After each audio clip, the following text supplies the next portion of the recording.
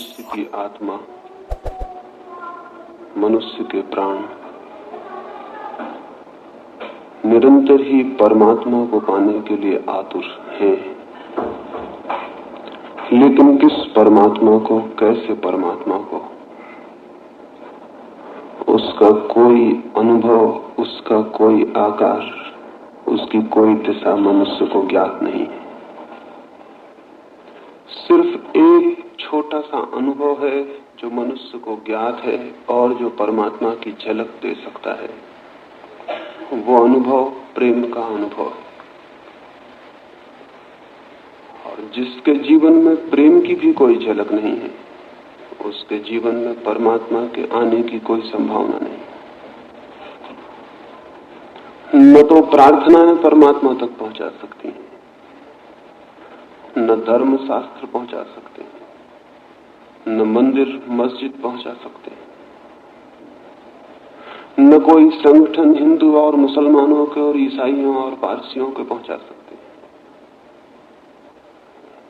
एक ही बात परमात्मा तक पहुंचा सकती है और वो ये है कि प्राणों में प्रेम की ज्योति का जन्म हो जाए। मंदिर और मस्जिद तो प्रेम की ज्योति को बुझाने का काम करते रहे। जिन्हें हम धर्मगुरु कहें, वे मनुष्य को मनुष्य से तोड़ने के लिए जहर फैलाते रहे।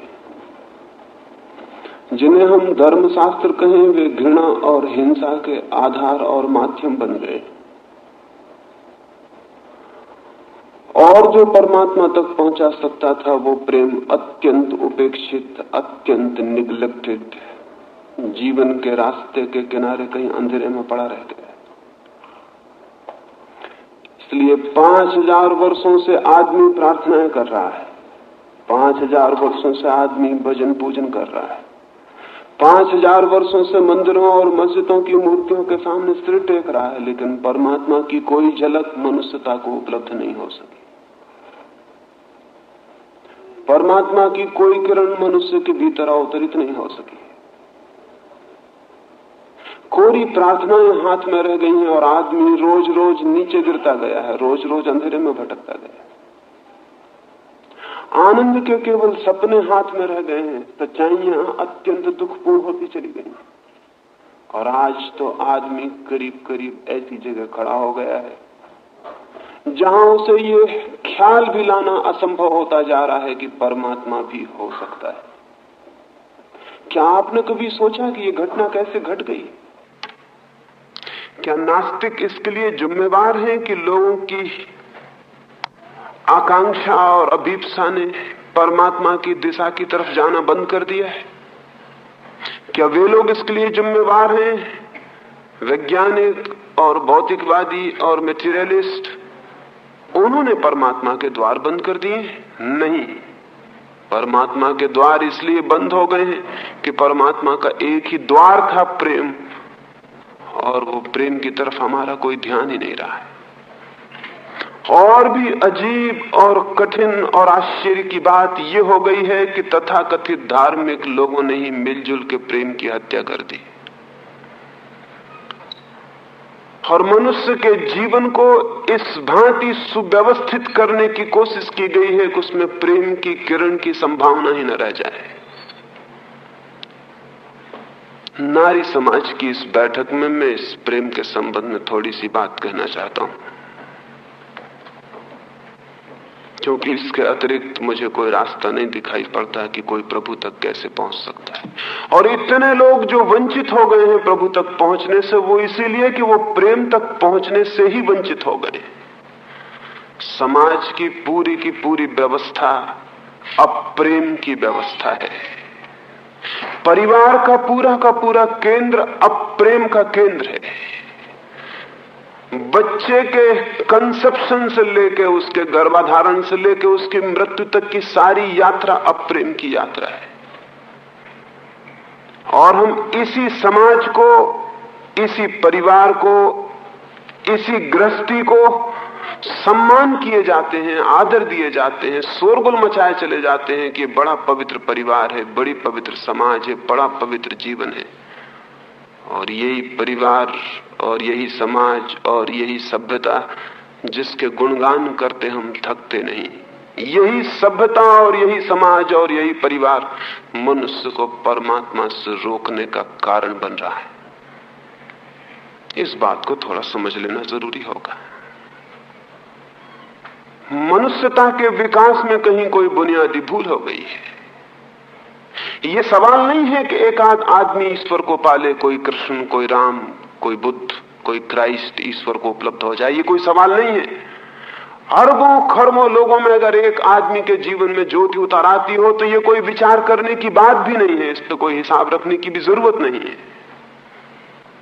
एक माली एक बगीचा लगाए, उसमें 10 करोड़ पौधे लगाए और एक फूल में एक छोटा सा फूल आ जाए एक पौधे में, तो उस माली की प्रशंसा करने कौन जाएगा?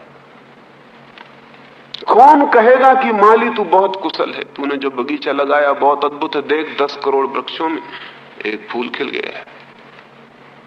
हम कहेंगे कि ये माली की कुशलता का सबूत नहीं है ये फूल खिल जाना, माली की भूल चूक से खिल गया होगा, क्योंकि बाकी सारे पेड़ खबर दे रहे हैं कि माली कितना कुशल है। ये इंस्पाइट, ये माली के बावजूद खिल गया होगा फूल। माली कोशिश की होगी कि न खिल पाए, क्योंकि सारे पौधे तो खबर दे रहे हैं कि माली के फूल कैसे खिले हुए हैं।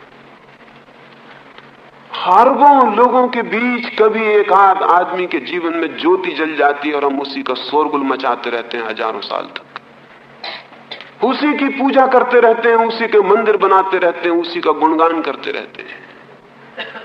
अब तक हम रामलीला कर रहे हैं, अब तक बुद्ध की जयंती मना रहे हैं, अब तक महावीर की पूजा कर रहे हैं, अब तक क्राइस्ट के सामने घुटने टेक के बैठे हुए हैं। ये किस बात का सबूत है? ये इस बात का सबूत है कि 5000 साल में 5-6 आदमियों के अतिरिक्त आदमियत के जीवन में परमात्मा का कोई संपर्क नहीं हो सका है। नहीं तो कभी का हम भूल गए होते राम को, कभी के हम भूल गए होते बुद्ध को, कभी का हम भूल गए होते महावीर को। महावीर को हुए 2500 साल हो गए। 2500 साल में कोई आदमी नहीं हुआ कि महावीर को हम भूल सकते। महावीर को याद रखना पड़ा, वो एक फूल खिला था, वो अब तक हमें याद रखना पड़ा। ये कोई गौरव की बात नहीं है कि हम तो अब तक स्मृति है बुद्ध की, महावीर की, कृष्ण की, राम की, मोहम्मद की या क्राइस्ट की या जुरुस्तर की। ये इस बात का सबूत है कि आदमी होते ही नहीं कि उनको हम बुला सके। बस 2-4 इने गिने नाम अटके रह गए हैं मनुष्य जाति की स्मृति में, और उन नामों के पास भी हमने क्या किया है सिवाय उपद्रव के, हिंसा के। और उनकी पूजा करने वाले लोगों ने क्या किया है सिवाय आदमी के जीवन को नरक बनाने के, और क्या किया है? मस्जिदों मंदिर के पुजारियों ने और पूजकों ने जमीन पर जितनी हत्या की है और जितना खून बहाया है और जीवन को जितना ऐद किया है उतना किसी ने भी नहीं किया है। जरूर कहीं कोई बुनियादी भूल हो गई, नहीं तो इतने पौधे लगे और फूल ना आए, ये बड़े आश्चर्य की बात है। कहां भूल हो गई? मेरी दृष्टि में मनुष्य के जीवन का केंद्र ही अब तक प्रेम नहीं बनाया जा सका, इसलिए भूल हो गई है। और वो प्रेम बनेगा भी नहीं, क्योंकि जिन चीजों के कारण वो प्रेम जीवन का केंद्र नहीं बन रहा है, हम उन्हीं चीजों का शोरगुल मचा रहे हैं, आदर कर रहे हैं, सम्मान कर रहे हैं, तो कैसे होगा? मनुष्य की जन्म से लेकर मृत्यु तक की यात्रा ही गलत हो गई है। इस पर पुनर्विचार करना जरूरी है, अन्यथा सिर्फ हम कामनाएं कर सकते हैं और कुछ भी उपलब्ध नहीं हो सकता है। क्या गलत हो गया है? क्या आपको कभी ये बात ख्याल में आई कि आपका परिवार प्रेम का शत्रु है? क्या आपको कभी ये बात ख्याल में आई आपका समाज प्रेम का शत्रु है? क्या आपको ये बात कभी ख्याल में आई कि मनु से लेकर आज तक के सभी नीतिकार प्रेम के विरोधी हैं? जीवन का केंद्र है परिवार, और परिवार विवाह पर खड़ा किया गया है, जबकि परिवार प्रेम पर खड़ा होना चाहिए था। भूल हो गई, आदमी के सारे पारिवारिक विकास की बुनियादी भूल हो गई। परिवार निर्मित होना चाहिए प्रेम के केंद्र पर, और परिवार निर्मित किया जाता है विवाह के केंद्र पर। इससे तो झूठी और मिथ्या बात नहीं हो सकती। प्रेम और विवाह का क्या संबंध है? प्रेम से तो विवाह निकल सकता है, लेकिन विवाह से प्रेम नहीं निकलता और नहीं निकल सकता है। इस बात को थोड़ा समझ लें तो हम आगे बढ़ सकें। प्रेम परमात्मा की व्यवस्था है और विवाह आदमी की व्यवस्था है। विवाह सामाजिक संस्था है, प्रेम प्रकृति का दान है। प्रेम तो प्राणों के किसी कोने में अनजाने अपरिचित पैदा होता है, और विवाह समाज कानून नियमित करता है, स्थिर करता है, बनाता है। विवाह आदमी की इजाद है और प्रेम परमात्मा का दान है। हमने सारे परिवार को विवाह के केंद्र पर खड़ा कर दिया है, प्रेम के केंद्र पर नहीं। हमने ये मान रखा है कि विवाह कर देने से दो व्यक्ति प्रेम की दुनिया में उतर जाएंगे।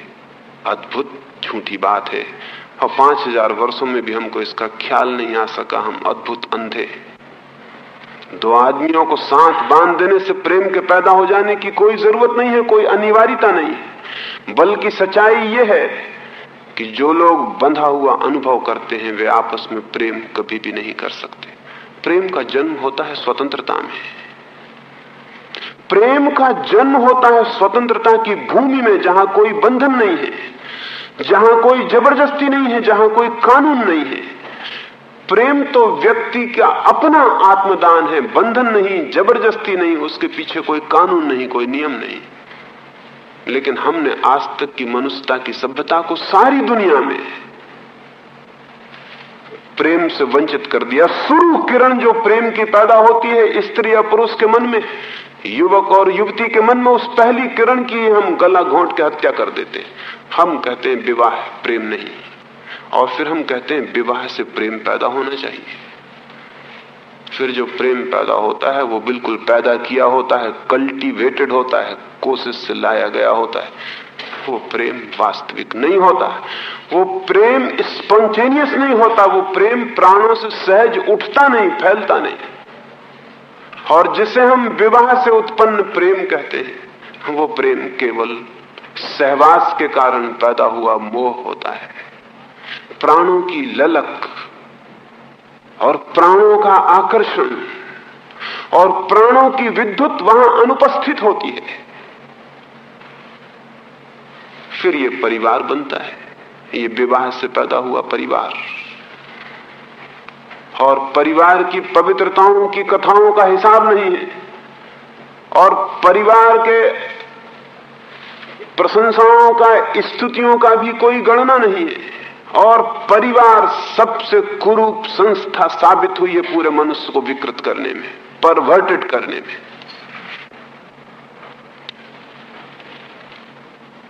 प्रेम से शून्य परिवार मनुष्य को विकृत करने में, अधार्मिक करने में, हिंसक बनाने में सबसे बड़ी संस्था साबित हुई।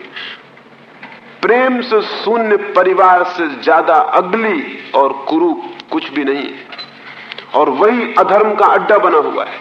क्यों?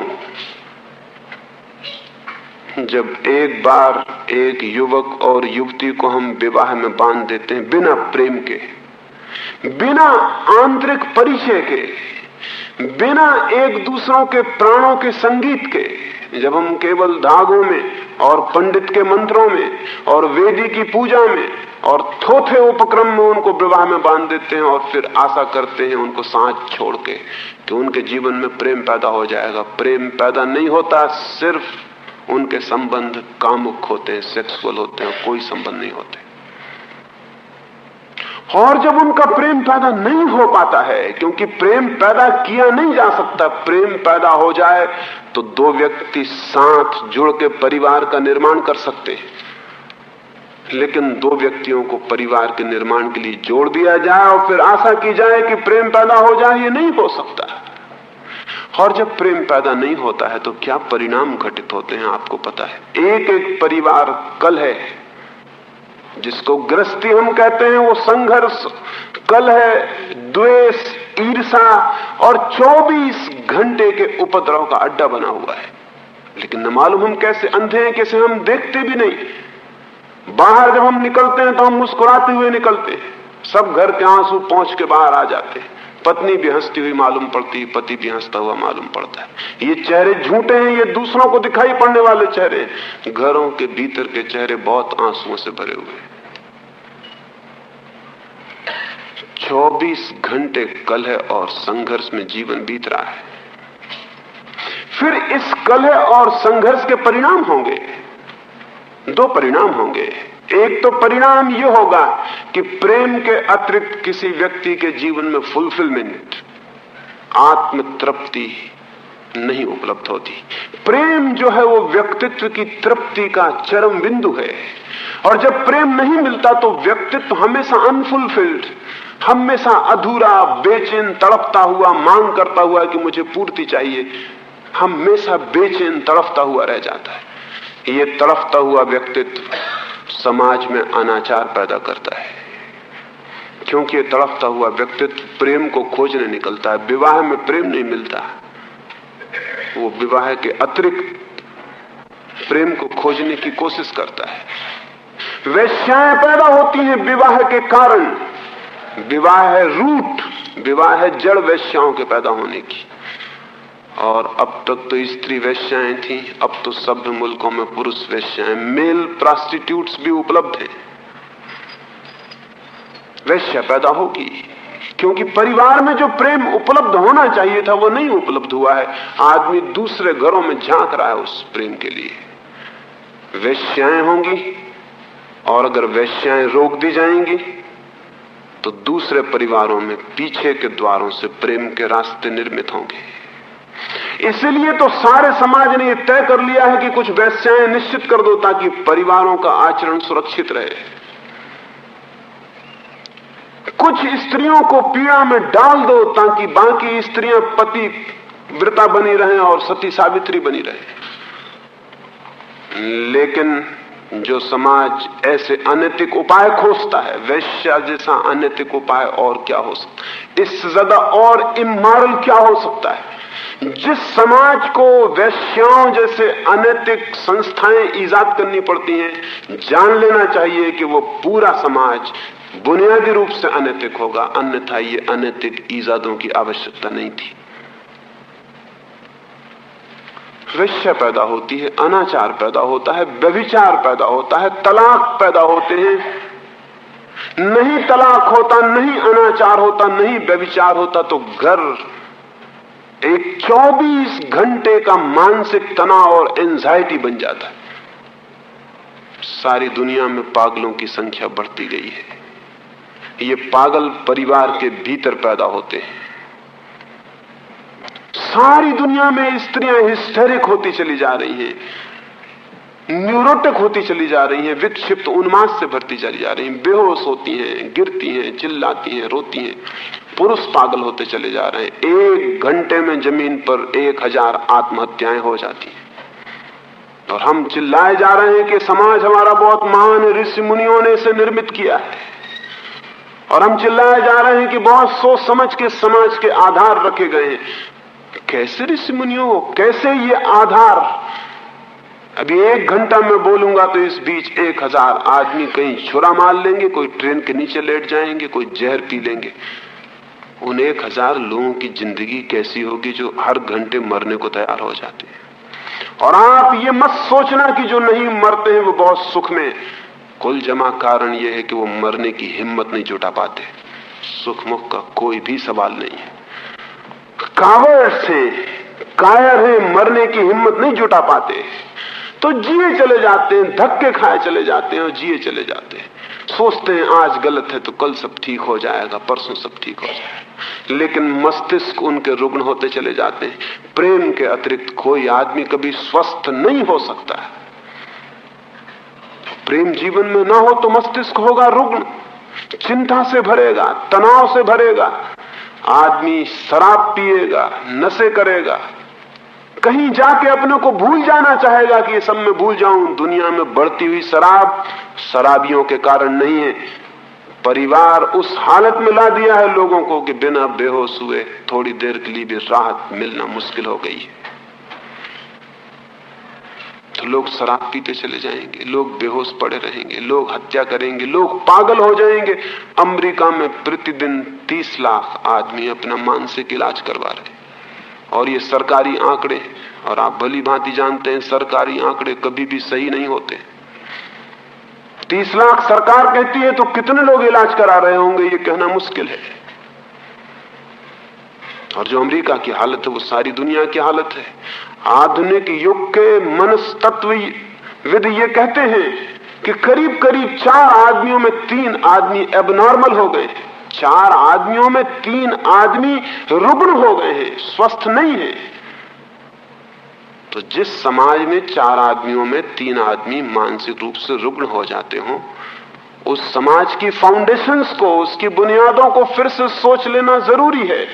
नहीं तो कल 4 आदमी ही रुग्ण हो जाएंगे और फिर सोचने वाले भी शेष नहीं रह जाएंगे, फिर बहुत मुश्किल हो जाएगी। लेकिन होता ऐसा है कि जब एक ही बीमारी से सारे लोग ग्रसित होते हैं तो उस बीमारी का पता नहीं चलता है। हम सब एक से रुग्ण, बीमार, परेशान, झूठी मुस्कुराहट से भरे हुए, तो हमें बिल्कुल पता नहीं चलता। सभी ऐसे हैं, इसलिए एट ईज मालूम पड़ते हैं। जब सभी ऐसे तो ठीक है, ऐसी दुनिया चलती है, यही जीवन है।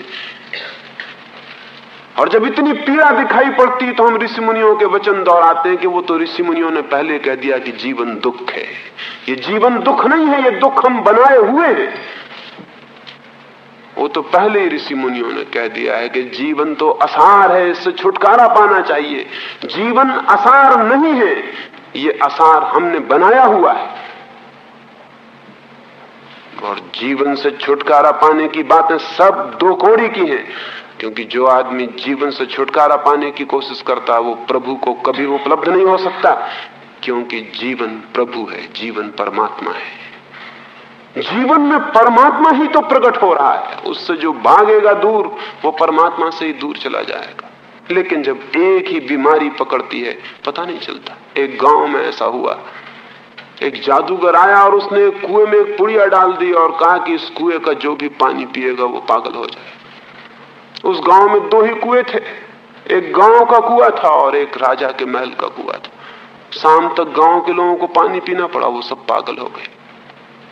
सिर्फ राजा, उसकी रानी, उसके वजीर पागल नहीं हुए, क्योंकि उनका अपना अलग कुआं था। वजीर बहुत खुश थे, रानी बहुत नाचती थी, राजा बहुत प्रसन्न था कि हम बच गए, हमारा अलग कुआं है। लेकिन सांझ होते उन्होंने पता चला कि बच के बड़ी भूल हो गई। सारी राजधानी के लोगों ने महल घेर लिया और वो चिल्लाने लगे कि राजा पागल हो गया, राजा को निकाल बाहर करो। गांव भर पागल हो गया था, उसको राजा पागल मालूम पड़ने लगा। राजा बहुत घबराया। उसने अपने वजीर को कहा अब क्या होगा। उसके सिपाही भी पागल हो गए, उसके सैनिक भी पागल हो गए, उसके पहरेदार भी चिल्ला रहे हैं कि राजा पागल हो गया, इसको निकाल बाहर करो, हमको स्वस्थ राजा चाहिए। वजीर ने कहा अब एक ही रास्ता है कि हम जल्दी से भागें और पीछे के रास्ते से जाकर उस कुएं का पानी पी ले जिसका इन सब लोगों ने पानी पिया है।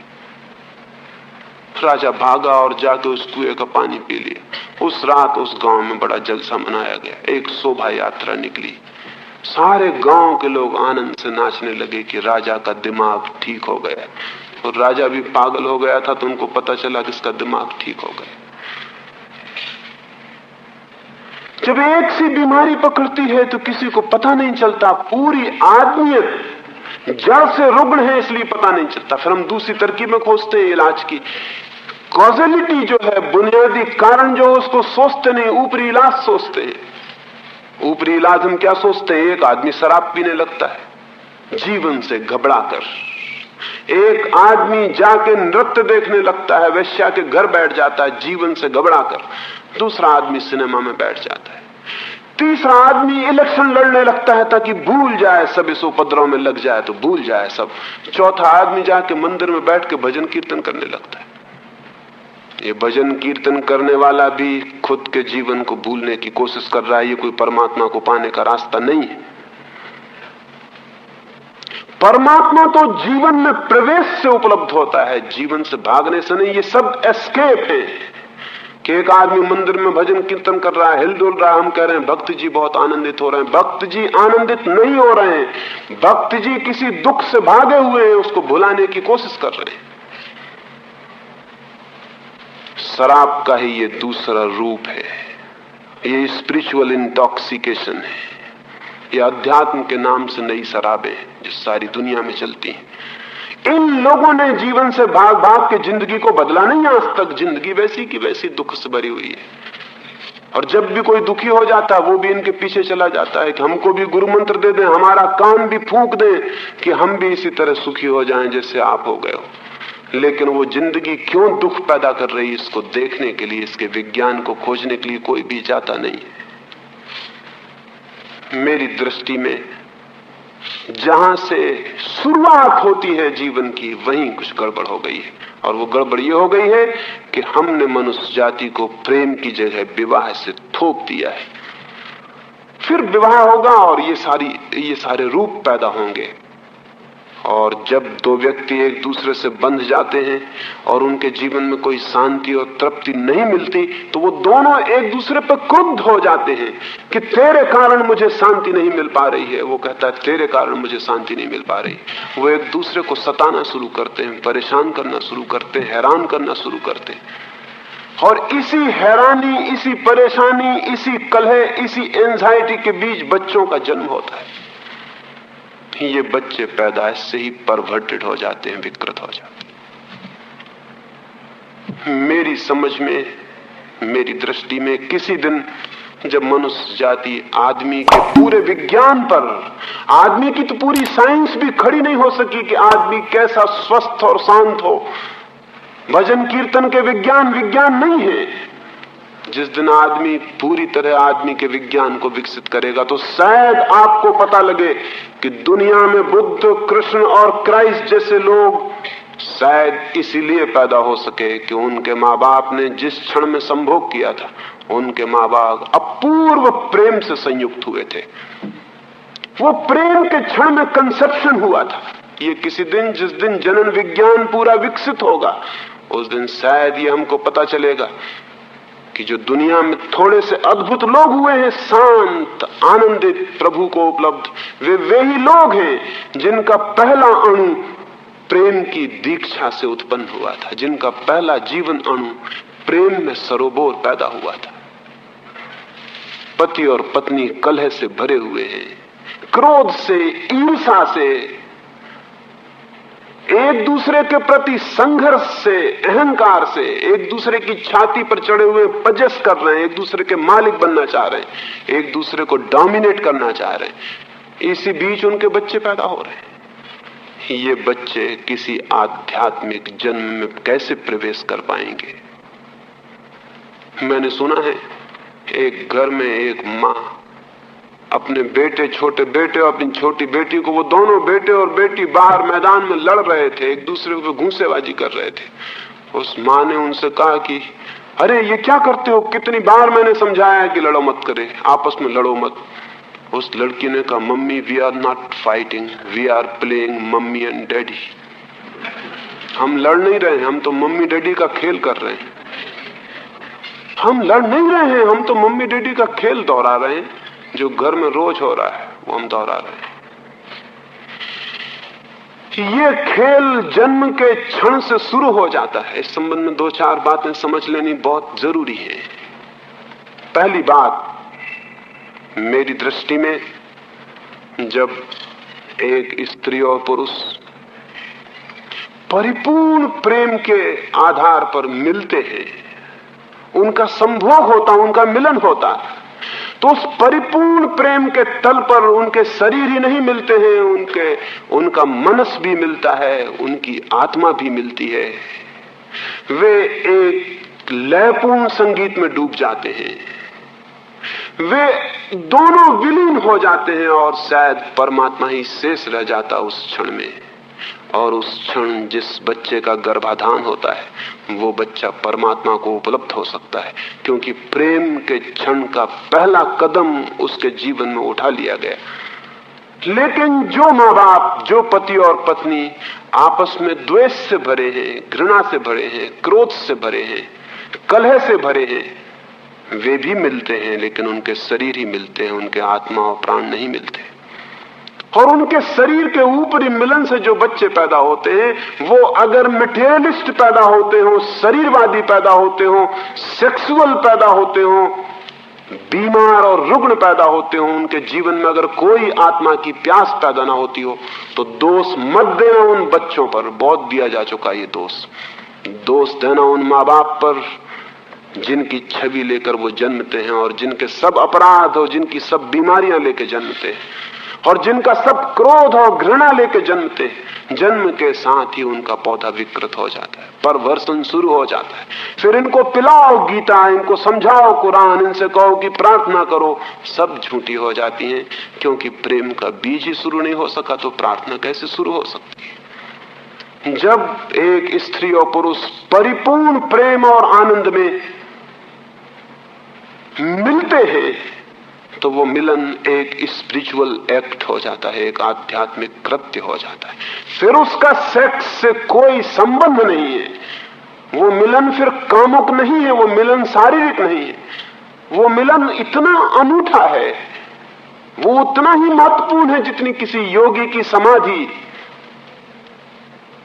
उतना ही महत्वपूर्ण है वो मिलन जब दो आत्माएं परिपूर्ण प्रेम से संयुक्त होती हैं, और उतना ही पवित्र है वो कृत्य, क्योंकि परमात्मा उसी कृत्य से जीवन को जन्म देता है और जीवन को गति देता है।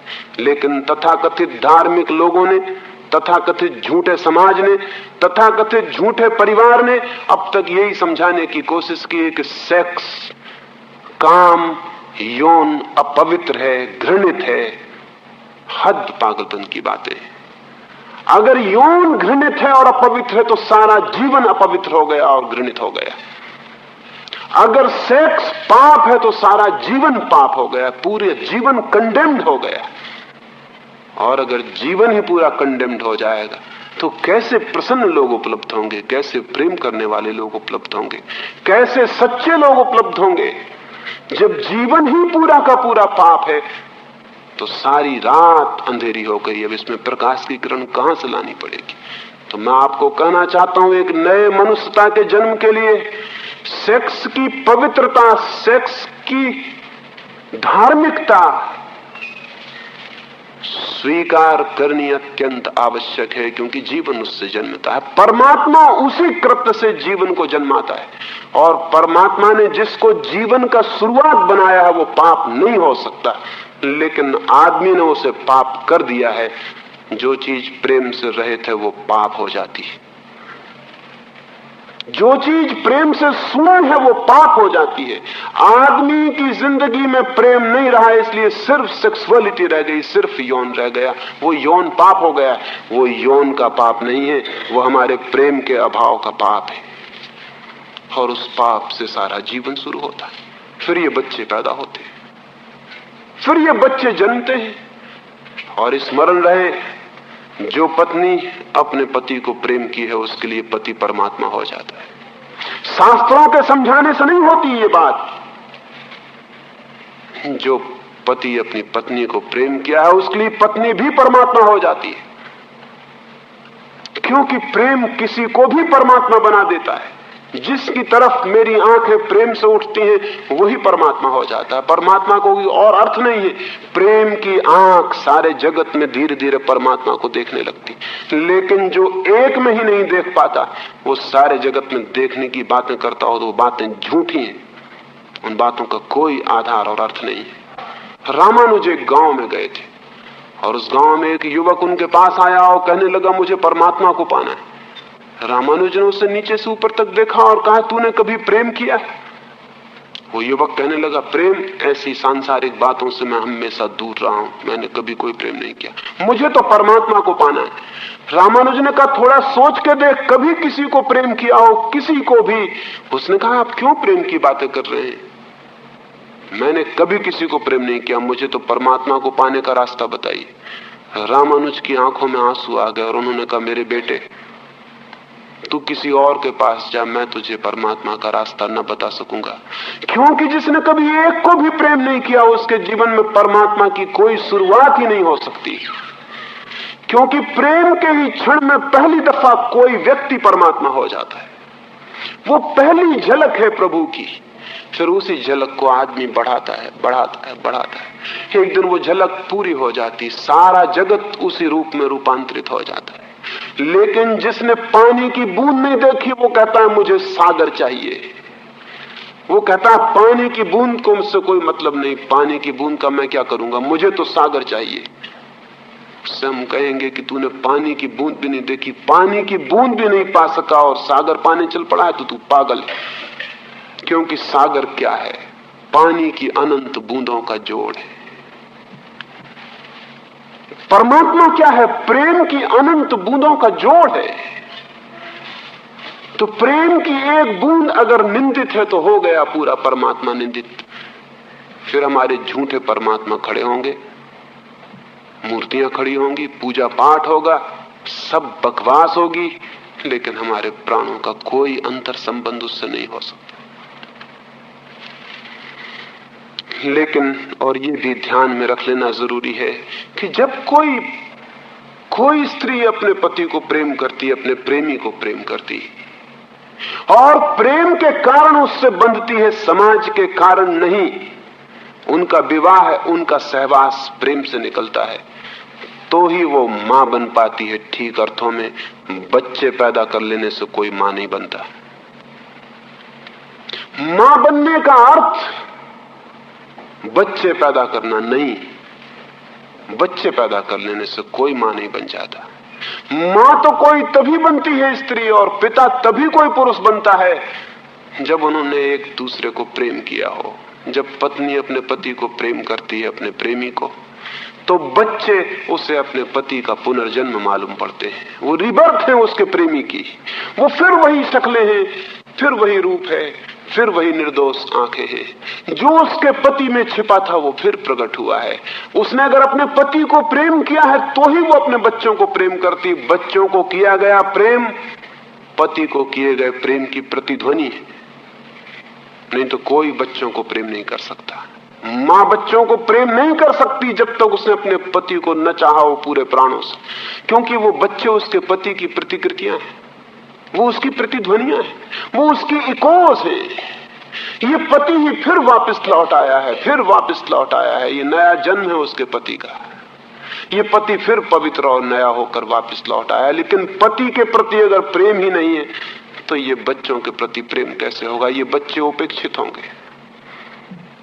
बाप भी तभी कोई बनता है जब वो अपनी पत्नी को इतना प्रेम करता है कि पत्नी में उसे परमात्मा दिखाई पड़ने लगता है। तब बच्चे फिर उसके पत्नी का ही लौटता हुआ रूप है। पत्नी को जब उसने पहली दफे देखा था तब वो जैसी निर्दोष थी, तब जैसी शांत थी, तब जैसी सुंदर थी, तब जैसे उसकी आंखें झील की तरह थी। इन बच्चों में फिर वे आंखें वापस लौट आई हैं। इन बच्चों में फिर वही चेहरा वापस लौट आया है। ये बच्चे फिर उसी छवि को नया करके आ गए हैं। जैसे पिछले बसंत में पौधे खिले थे, पिछले बसंत में पत्ते आए थे पौधों पर, फिर साल बीत गया, पुराने पत्ते गिर गए हैं, फिर नई कोंपने निकल आई, फिर नए पत्तों से वृक्ष भर गए, फिर लौट आया बसंत, फिर सब नया हो गया है। लेकिन जिसने पिछले बसंत को ही प्रेम नहीं किया था वो इस बसंत को कैसे प्रेम कर सकेगा? जीवन निरंतर लौट रहा है, निरंतर जीवन का पुनर्जन्म चल रहा है। रोज नया होता चला जाता है, पुराने पत्ते गिर जाते, नए आ जाते। जीवन की ये सतत सृजनात्मकता, ये क्रिएटिविटी ही तो परमात्मा है, यही तो प्रभु है। जो इसको पहचानेगा वही तो उसे पहचानेगा। लेकिन न मां बच्चों को प्रेम कर पाती, न पिता बच्चों को प्रेम कर पाता। और जब मां और बाप बच्चों को प्रेम नहीं कर पाते तो बच्चे जन्म से ही पागल होने के रास्ते पर संलग्न हो जाते। उनको दूध मिलता है, कपड़े मिलते हैं, मकान मिलते हैं, लेकिन प्रेम नहीं मिलता। और प्रेम के बिना उनको परमात्मा नहीं मिल सकता और सब मिल सकता है। अभी रूस का एक वैज्ञानिक बंदरों के ऊपर कुछ प्रयोग करता था। उसने कुछ नकली बंदरियां बनाई, झूठी मदर्स बनाई, नकली बिजली के यंत्र, हाथ पैर उनके बिजली के, तारों का उनका ढांचा। जो बंदर पैदा हुए उनको नकली माताओं के पास, तो नकली माताओं से चिपक गए। वो पहले दिन के बच्चे, उनको कुछ पता नहीं कि कौन असली है कौन नकली। वो नकली माँ के पास ले गए, उनको पैदा होते से वो जाके उसकी छाती से चिपक गए। नकली दूध है, वो दूध उनके मुंह में जा रहा है, वो पी लेते हैं दूध, वो चिपके रहते हैं। वो बंदरियां नकली, वो हिलती रहती, बच्चे समझते हैं कि माँ हिल हिल के उनको झुला रही। ऐसे 20 बंदर के बच्चों को नकली माँ के पास पाला गया, उनको अच्छा दूध दिया गया, माँ ने उनको पूरी तरह हिलाया डुलाया। माँ कूदती है, फांदती है, सब करती है। वो बच्चे स्वस्थ दिखाई पड़ते थे, फिर वो बड़े भी हो गए, लेकिन वो सब बंदर पागल निकले, वो सब पागल हो गए, वो सब एबनॉर्मल साबित हुए। उनको दूध मिला, उनका शरीर ठीक हो गया, सब ठीक था, लेकिन उनका विक्षिप्त व्यवहार हो गया। वैज्ञानिक बड़े हैरान हुए कि इनको क्या हुआ, इनको सब तो मिला, फिर ये विक्षिप्त कैसे हो गए। एक चीज जो वैज्ञानिक की लेबोरेटरी में नहीं पकड़ी जा सकती वो उनको नहीं मिली, प्रेम उनको नहीं मिला। और जो उन 20 बंदरों की हालत हुई वो 3.5 करोड़ मनुष्यों की हो रही। झूठी मां मिलती है, झूठा बाप मिलता है, नकली मां हिलाती रहती, नकली बाप हिलाता रहता, और ये बच्चे विक्षिप्त हो जाते हैं। फिर इनको हम कहते हैं ये शांत नहीं होते, ये अशांत होते चले जा रहे हैं, ये छुरेबाजी करते हैं, ये लड़कियों पे एसिड फेंकते हैं, ये कॉलेज में आग लगाते हैं, बस पे पत्थर फेंकते हैं, ये मास्टर को मारते हैं। मारेंगे, मारे बिना इनका कोई रास्ता नहीं। अभी थोड़ा थोड़ा मारते हैं, कल और ज्यादा मारेंगे। और तुम्हारे कोई शिक्षक और तुम्हारे कोई नेता और तुम्हारे कोई धर्मगुरु इनको नहीं समझा सकेंगे, क्योंकि ये सवाल समझाने का नहीं है। ये आत्मा रुग्ण पैदा हो रही है, ये रुग्ण आत्मा क्योस पैदा करेगी, ये चीजों को तोड़ेगी, फोड़ेगी, मिटाएगी। 3000 साल से जो चलती थी बात वो अब क्लाइमेक्स पे पहुंच रही है। 100 डिग्री तक हम पानी को गर्म करते, पानी भाप बढ़ के उड़ जाता, 99 डिग्री तक नहीं उड़ता, 99 डिग्री तक पानी बना रहता, फिर 100 डिग्री पे भाप बनने लगता। 100 डिग्री पे पहुंच गई है आदमियत का पागलपन, अब वो भाप बन के उड़ना शुरू हो रहा। मत चिल्लाइए, मत परेशान होइए, बनने दीजिए भाप। और आप उपदेश देते रहिए, और आपके साधु संत समझाते रहे अच्छी अच्छी बातें, और गीता की टीकाएं करते रहे, और कुरान पे प्रवचन करते रहे। करते रहो प्रवचन, टीकाएं और गीताओं पर, और दोहराते रहो पुराने शब्दों को। ये भाप बननी बंद नहीं होगी। ये भाप बंद तब होगी जब जीवन की पूरी प्रक्रिया को हम समझेंगे कि कहीं कोई भूल हो रही, कहीं कोई बुनियादी भूल हो रही, और वो कोई आज की भूल नहीं है, 4000 5000 साल की भूल है। क्लाइमेक्स पे पहुंच गई, इसलिए मुश्किल खड़ी हो जा रही है।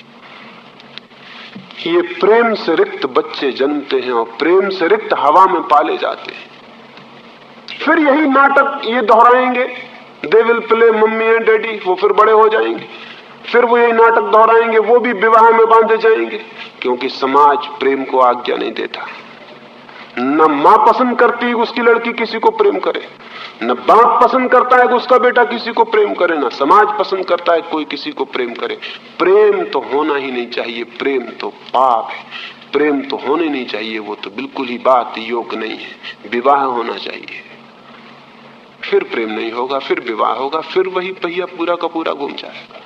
आप कहेंगे कि जहां प्रेम होता है वहां भी कोई बहुत अच्छी हालत तो नहीं मालूम होती, नहीं मालूम होगी, क्योंकि प्रेम जिस भांति आप देते हैं मौका, प्रेम एक चोरी की तरह होता है, प्रेम एक सीक्रेसी की तरह होता है, प्रेम एक अपराध की तरह होता है। प्रेम करने वाले डरते हुए प्रेम करते हैं, घबराए हुए प्रेम करते हैं, चोर की तरह प्रेम करते हैं, अपराधी की तरह प्रेम करते हैं, और सारा समाज उनके विरोध में, सारे समाज की आंख उन पर लगी हुई, सारे समाज के विद्रोह में वो प्रेम करते हैं। ये प्रेम भी स्वस्थ नहीं है, प्रेम के लिए स्वस्थ हवा नहीं है, इसके परिणाम भी अच्छे नहीं हो सकते। प्रेम के लिए समाज को हवा पैदा करनी चाहिए, मौका पैदा करना चाहिए, अवसर पैदा करना चाहिए, प्रेम की शिक्षा दी जानी चाहिए, प्रेम की दीक्षा दी जानी चाहिए, प्रेम की तरफ बच्चों को विकसित किया जाना चाहिए, क्योंकि वही उनके जीवन का आधार बनेगा, वही उनके पूरे जीवन की केंद्र बनेगा। उसी केंद्र से उनका जीवन विकसित होगा। उसकी कोई बात नहीं, उससे हम दूर खड़े रहते हैं, आंख बंद किए खड़े रहते हैं। न मां बच्चों से प्रेम की बात करती, न बाप, न कोई उन्हें सिखाता कि प्रेम जीवन का आधार है, न उन्हें कोई निर्भय बनाता कि तुम प्रेम के जगत में निर्भय होना, न कोई उनसे कहता कि जब तक तुम्हारा किसी से प्रेम ना हो तब तक तुम विवाह मत करना, क्योंकि वो विवाह गलत होगा, झूठा होगा, पाप होगा, वो सारी कुरूपता की जड़ होगा और सारी मनुष्यता को पागल करने का कारण होगा। तो एक बात आपसे कहना चाहता हूं, अगर मनुष्य जाति को परमात्मा के निकट लाना है तो पहला काम परमात्मा की बात मत करिए, मनुष्य जाति को प्रेम के निकट ले आइए।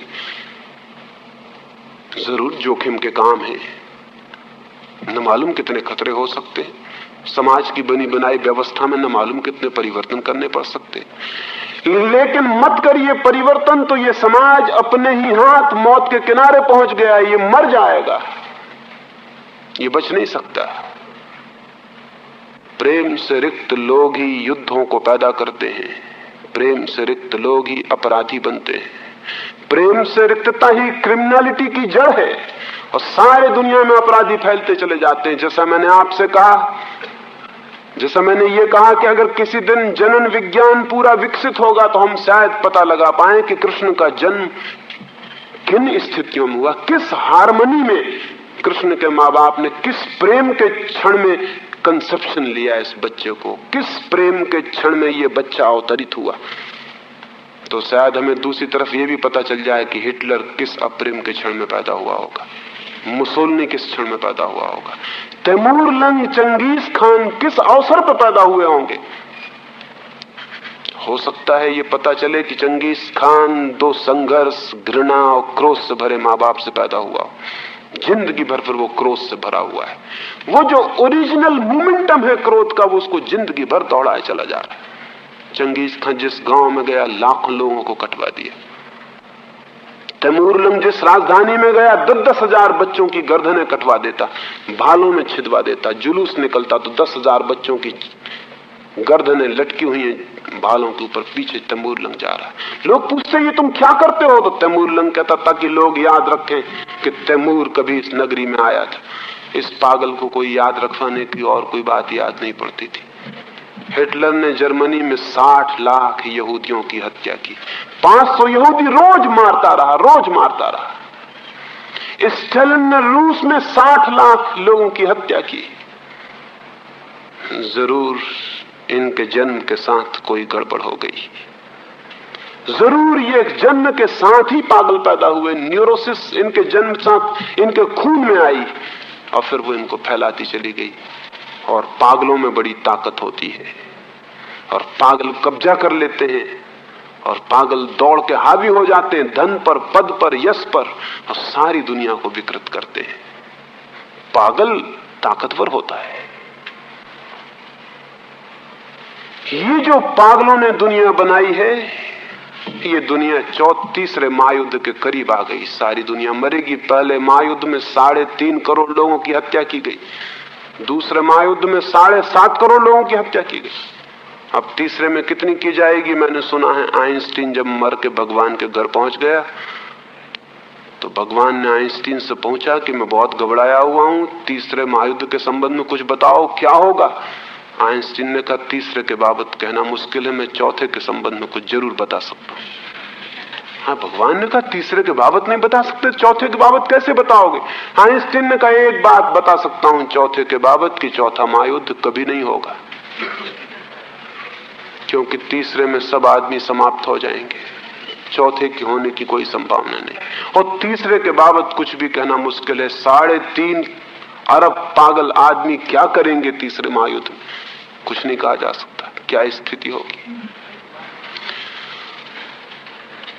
प्रेम से वियुक्त मनुष्य एकमात्र दुर्घटना है। तो मैं अंत में ये बात निवेदन करना चाहता हूं, मेरी बातें बड़ी अजीब लगी होंगी क्योंकि ऋषि मुनि इस तरह की बातें करते ही नहीं। मेरी बात बहुत अजीब लगी होगी क्योंकि आपने सोचा होगा कि मैं भजन कीर्तन का कोई नुस्खा बताऊंगा। आपने सोचा होगा कि मैं कोई माला फेरने की तरकीब बताऊंगा। आपने सोचा होगा मैं कोई आपको ताबीज दे दूंगा जिसको बांध के आप परमात्मा से मिल जाएं। ऐसी कोई बात मैं आपको नहीं बता सकता हूं। ऐसे बताने वाले सब बेईमान धोखेबाज हैं। समाज को उन्हीं ने बर्बाद किया है। समाज की जिंदगी को समझने के लिए उसके मनुष्य के पूरे विज्ञान को समझना जरूरी है। परिवार को, दंपति को, समाज को, उसकी पूरी पूरी व्यवस्था को समझना जरूरी है कि कहीं क्या गड़बड़ हो रहा है। वो गड़बड़ के बाबत एक ही बात मैंने आपसे कही, जान के मैंने कही क्योंकि ये स्त्रियों की सभा थी। जान के मैंने ये कही क्योंकि स्त्रियां परिवार का, समाज का केंद्र है। उनके हाथ में बड़ी ताकत है, उनके हाथ में पूरी जिंदगी है। वे पत्नियां भी हैं, वे मां भी हैं, वे बहन भी हैं। वे एक बहुत बड़े घेरे पर उनके प्रेम का प्रभाव पड़ेगा। अगर सारी दुनिया की स्त्रियां ये तय कर लें कि हम पृथ्वी को एक प्रेम का घर बनाएंगे, झूठे विवाह का नहीं, हाँ प्रेम से विवाह निकले, वो सच्चा विवाह होगा। हम सारी दुनिया को प्रेम का एक घर बनाएंगे। कितनी ही कठिनाई होगी, मुश्किलें होंगी, अव्यवस्था होगी, उसको संभालने का हम कोई उपाय खोजेंगे, विचार करेंगे। लेकिन दुनिया से हम ये अप्रेम का जो जाल है इसको तोड़ देंगे और प्रेम की एक दुनिया बनाएंगे, तो शायद पूरी मनुष्य जाति बच सकती है और स्वस्थ हो सकती है। और मैं आपको ये कहता हूं कि अगर सारे जगत में प्रेम के केंद्र पर परिवार बन जाए तो सुपरमैन की जो कल्पना हजारों वर्षों से रही है आदमी को, महामानव की, वो नीत्शे कल्पना करता है और अरविंद कल्पना करते हैं, वो कल्पना पूरी हो सकती है। लेकिन न तो अरविंद की प्रार्थनाओं से और न नीत्शे के द्वारा पैदा किए गए फैसिज्म से। वो सपना पूरा हो सकता है अगर पृथ्वी पर हम प्रेम की प्रतिष्ठा को वापस लौटा लाएं, अगर प्रेम जीवन में वापस लौट आए, सम्मानित हो जाए, आदर से भर जाए, अगर प्रेम एक आध्यात्मिक मूल्य ले ले, तो नए मनुष्य का निर्माण हो सकता है, नई संतति का, नई पीढ़ियों का, नए आदमी का। और वो आदमी, वो बच्चा, वो भ्रूण जिसका पहला अणु प्रेम से जन्मे, विश्वास किया जा सकता है, आश्वासन किया जा सकता है कि उसकी अंतिम श्वास परमात्मा में निकलेगी। प्रेम है प्रारंभ, परमात्मा है अंत। वो अंतिम सीढ़ी है। जो प्रेम को नहीं पाता वो परमात्मा को तो पा ही नहीं सकता। ये इम्पॉसिबिलिटी है, ये असंभावना है। लेकिन जो प्रेम में दीक्षित हो जाता है और प्रेम में विकसित होता है और प्रेम की श्वासों में पलता है और प्रेम के फूल जिसकी श्वास श्वास बन जाते हैं और प्रेम जिसका अणु अणु बन जाता है, और जो प्रेम में बढ़ता जाता है, बढ़ता जाता है, एक दिन वो पाता है कि प्रेम की जिस गंगा में चला था वो गंगा अब किनारे छोड़ रही है और सागर बन रही है। एक दिन वो पाता है कि गंगा के किनारे मिटते जाते हैं और अनंत सागर आ गया सामने। छोटी सी गंगा की धार थी गंगोत्री में, बड़ी छोटी सी प्रेम की धार होती है शुरू में, फिर वो बढ़ती है, फिर वो बड़ी होती है, फिर वो पहाड़ों मैदानों को पार करती है। फिर एक वक्त आता है कि किनारे छूटने लगते हैं। जिस दिन प्रेम के किनारे छूट जाते हैं उसी दिन प्रेम परमात्मा बन जाता है। जब तक प्रेम के किनारे होते तब तक वो परमात्मा नहीं होता। गंगा नदी होती है जब तक कि वो जमीन के किनारों से बंधी होती है, फिर किनारे छूटते हैं और सागर से मिल जाती, फिर वो परमात्मा से मिल जाती है। प्रेम की सरिता और परमात्मा का सागर है। लेकिन हम प्रेम की सरता ही नहीं, हम प्रेम की नदियां ही नहीं, और हम बैठे हैं हाथ पैर जोड़े और प्रार्थना कर रहे हैं कि हमको भगवान चाहिए। जो सरिता नहीं है वो सागर को कैसे पाएगा? सारी मनुष्य जाति के लिए एक पूरा आंदोलन चाहिए। पूरी मनुष्य जाति के आमूल परिवर्तन की जरूरत है। पूरा परिवार बदलने की जरूरत है। बहुत कुरूप है हमारा परिवार, वो बहुत सुंदर हो सकता है, लेकिन प्रेम के केंद्र पर पूरे समाज को बदलने की जरूरत है। और तब एक धार्मिक मनुष्यता जरूर पैदा हो सकती। प्रेम प्रथम, परमात्मा अंतिम। और क्यों प्रेम परमात्मा पर पहुंच जाता है? क्योंकि प्रेम है बीज और परमात्मा है वृक्ष। प्रेम का बीज ही फिर फूटता है और वृक्ष बन जाता है। सारी दुनिया की स्त्रियों से मेरा कहने का ये मन होता है, और खासकर स्त्रियों से, क्योंकि पुरुष के लिए प्रेम और बहुत सी जीवन की दिशाओं में एक दिशा है, स्त्री के लिए प्रेम अकेली दिशा है। पुरुष के लिए प्रेम और बहुत से जीवन आयामों में एक आयाम है, एक डायमेंशन है, उसके और डायमेंशन भी हैं व्यक्तित्व के, लेकिन स्त्री का एक ही डायमेंशन है, एक ही दिशा है, वो प्रेम है। स्त्री पूरी प्रेम है, पुरुष प्रेम भी है और दूसरी चीजें भी है।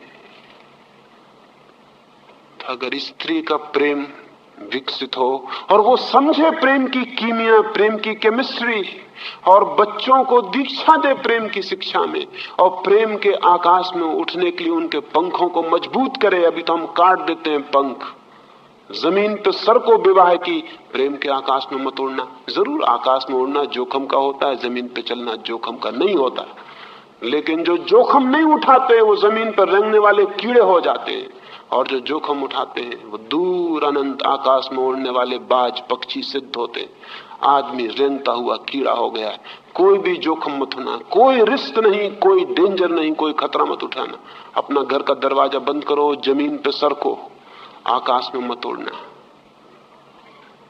प्रेम की जोखम सिखाएं, प्रेम का खतरा सिखाएं, प्रेम का अभय सिखाएं, और प्रेम के आकाश में उड़ने के लिए उनके पंखों को मजबूत करें छोटे बच्चों के, और चारों तरफ जहां भी प्रेम पर हमला होता हो उसके खिलाफ खड़े हो जाएं। प्रेम को मजबूत करें, ताकत दें। प्रेम के जितने दुश्मन खड़े हैं दुनिया में, नीति शास्त्री खड़े हुए हैं, थोते हैं वो नीति शास्त्री, क्योंकि प्रेम के विरोध में जो है वो क्या नीति शास्त्री होगा। साधु सन्यासी खड़े हैं, क्योंकि वो कहते हैं ये सब पाप है, ये सब बंधन है, इसको छोड़ो, परमात्मा की तरफ चलो। जो आदमी कहता है प्रेम को छोड़ के परमात्मा की तरफ चलो, वो परमात्मा का शत्रु है, क्योंकि प्रेम के अतिरिक्त परमात्मा तक जाने का कोई रास्ता ही नहीं। बड़े बूढ़े खड़े, उनका अनुभव कहता है कि प्रेम खतरा है। अनुभवी लोगों से जरा सावधान रहना, क्योंकि जिंदगी में कभी कोई नया रास्ता वो नहीं बनने देते हैं। वो कहते पुराने रास्ते का हमें अनुभव है, हम पुराने रास्ते पे चले हैं, उसी पे सबको चलना चाहिए। लेकिन जिंदगी को रोज नया रास्ता चाहिए। जिंदगी कोई रेल की पटरियों पे दौड़ती हुई रेलगाड़ी नहीं है कि पटरियों पे बंधी पटरियों पे दौड़ती रहे और दौड़ेगी। नया रास्ता बना देती, पहाड़ों में, मैदानों में, जंगलों में, अनूठे रास्तों से निकलती है, अनजान जगत में प्रवेश करती है और सागर तक पहुंच जाती है। तो नारियों के सामने एक ही काम है। वो काम ये नहीं है कि अनाथ बच्चों को पढ़ा रहे हैं बैठ के। तुम्हारे बच्चे भी सब अनाथ हैं, नाम के लिए वो बच्चे हैं तुम्हारे, न उनका माँ है न उनका बाप है। समाज सेवक स्त्रियां सोचती हैं अनाथ बच्चों का अनाथालय खोद दिया, बहुत बड़ा काम कर रहा है। उनको पता नहीं कि तुम्हारे बच्चे भी अनाथ हैं। तुम दूसरों के अनाथ बच्चों को शिक्षा देने जा रही हो, तुम पागल हो। तुम्हारे बच्चे खुद अनाथ हैं, ऑर्फन्स हैं, कोई नहीं है उनका, न तुम हो न तुम्हारे पिता है, न उनकी माँ है, न उनका कोई भी नहीं है उनका, क्योंकि वो प्रेम ही नहीं है जो उनको सनाथ बनाता है। सोचते हैं हम आदिवासी बच्चों को जाके शिक्षा दे रहे हैं। तुम आदिवासी बच्चों को शिक्षा दो, तुम्हारे बच्चे धीरे धीरे आदिवासी हुए चले जा रहे हैं।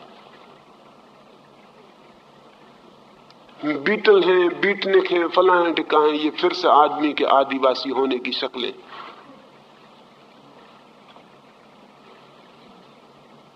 तुम सोचती हो, स्त्रियां सोचती हो कि जाएं और सेवा करें और फला करें, टिक्का करें। जिस समाज में प्रेम नहीं है उस समाज में सेवा कैसे हो सकती है? सेवा तो प्रेम की सुगंध है। इसलिए मैं तो एक ही बात आज कहना चाहता हूं, और इस संबंध में बहुत से प्रश्न आपके मन में जरूर उठे होंगे, उठने चाहिए। तो अगर आपने चाहा तो मैं दोबारा आपके सारे प्रश्नों के उत्तर देना चाहूंगा। आज तो सिर्फ एक धक्का आपको दे देना चाहता हूं कि आपके भीतर चिंतन शुरू हो जाए। हो सकता है मेरी बातें आपको बुरी लगे तो बहुत अच्छा है। हो सकता है मेरी बातों से आपको चोट लगे, तिलमिलाहट पैदा हो। भगवान करे जितनी ज्यादा हो जाए उतना अच्छा है, क्योंकि कुछ सोच विचार पैदा होगा। हो सकता है मेरी सब बातें गलत हों, इसलिए मेरी बात मान लेने की कोई भी जरूरत नहीं है। लेकिन मैंने जो कहा उस पर आप सोचना। मैं फिर दोहरा देता हूं, 2-4 सूत्रों में मैंने क्या कहा और अपनी बात पूरी किए देता हूं। आज तक का मनुष्य का समाज प्रेम के केंद्र पर निर्मित नहीं है। इसीलिए विक्षिप्तता है, इसीलिए पागलपन है, इसीलिए युद्ध है, इसलिए आत्महत्याएं हैं, इसीलिए अपराध है। प्रेम की जगह आदमी ने एक झूठा सब्स्टिट्यूट विवाह का इजाद कर लिया है। विवाह के कारण वेश्याएं हैं, गुंडे हैं, विवाह के कारण शराब है, विवाह के कारण बेहोशियां हैं, विवाह के कारण भागे हुए सन्यासी हैं, विवाह के कारण मंदिरों में भजन करने वाले झूठे लोग हैं। और जब तक विवाह है तब तक ये रहेगा। मैं ये नहीं कह रहा हूं कि विवाह मिट जाए, मैं ये कह रहा हूं कि विवाह प्रेम से निकले। विवाह से प्रेम नहीं निकलता है, प्रेम से विवाह निकले तो शुभ है। और विवाह से प्रेम को निकालने की कोशिश की जाए तो ये प्रेम झूठा होगा, क्योंकि जबरदस्ती कभी भी कोई प्रेम नहीं निकाला जा सकता है। प्रेम या तो निकलता है या नहीं निकलता, जबरदस्ती नहीं निकाला जा सकता है। तीसरी बात मैंने ये कही कि जो माँ बाप प्रेम से भरे हुए नहीं हैं, उनके बच्चे जन्म से ही विकृत, परवर्टेड, एबनॉर्मल, रुग्ण और बीमार पैदा होंगे। मैंने ये कहा कि जो माँ बाप, जो पति पत्नी, जो प्रेमी युगल प्रेम के संभोग में लीन नहीं होते हैं, वे केवल उन बच्चों को पैदा करेंगे जो शरीरवादी होंगे, भौतिकवादी होंगे, जिनके जीवन की आंख पदार्थ के ऊपर कभी नहीं उठेगी, जो परमात्मा को देखने के लिए अंधे पैदा होंगे। आध्यात्मिक रूप से अंधे बच्चे हम पैदा कर रहे हैं। मैंने आपसे ये कहा, चौथी बात कि माँ बाप अगर एक दूसरे को प्रेम करते हैं तो ही वो बच्चों के माँ बनेंगे, बाप बनेंगे, क्योंकि बच्चे उनकी ही प्रतिध्वनियां हैं। वे आया हुआ नया बसंत है, वे फिर से जीवन के दरख्त पर लगी हुई कोंपले। लेकिन जिसने पुराने बसंत को प्रेम नहीं किया, वो नए बसंत को कैसे प्रेम करे। और मैंने अंतिम बात आपसे ये कही कि प्रेम शुरुआत है और परमात्मा अंतिम विकास है। प्रेम को जीवन शुरू हो तो परमात्मा पर पूर्ण होता है।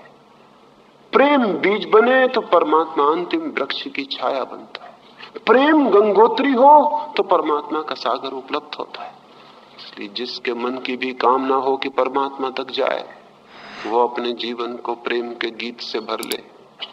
और जिसकी भी आकांक्षा हो कि पूरी मनुष्यता परमात्मा के जीवन से भर जाए, वो सारी मनुष्यता को प्रेम की तरफ ले जाने के मार्ग पर जितनी बाधाएं हैं उनको तोड़े, मिटाए और प्रेम को उन्मुक्त आकाश दे, ताकि एक दिन एक नए मनुष्य का जन्म हो सके। पुराना मनुष्य रुग्ण था, कुरूप था, अशुभ था। पुराने मनुष्य ने अपनी सुसाइड का इंतजाम कर लिया है, वो विश्वघात कर रहा है, सारे जगत में एक साथ आत्मघात कर लेगा। यूनिवर्सल सुसाइड का इंतजाम कर लिया। अगर इसे बचाना है तो प्रेम की वर्षा, प्रेम की भूमि और प्रेम के आकाश को निर्मित कर लेना जरूरी। ये थोड़ी सी बातें मैंने कही। मेरी बातों को इतने प्रेम और शांति से सुना, उससे मैं बहुत बहुत आनंदित हूं। अगर मेरी बात से किसी के मन को जरा भी चोट और ठेस पहुंची हो तो वो मुझे क्षमा कर दे। उसे चोट और ठेस पहुंचाने की मेरी कोई इच्छा नहीं, लेकिन मेरे हृदय में बड़ी पीड़ा जरूर है, क्योंकि आदमी के साथ जो हुआ है वो बहुत पीड़ादायी है। और मेरी पीड़ा के कारण ही मुझे लगता है कि सब कुछ तोड़ दिया जाए एक बार की तो शायद सब कुछ नया हो, जीवन ठीक दिशा में गतिमान हो सके। अंत में सबको फिर से धन्यवाद देता हूं मेरी बातें सुनने के लिए, और मेरी बातें सोचेंगे इसका आग्रह करता हूं। और सबसे अंत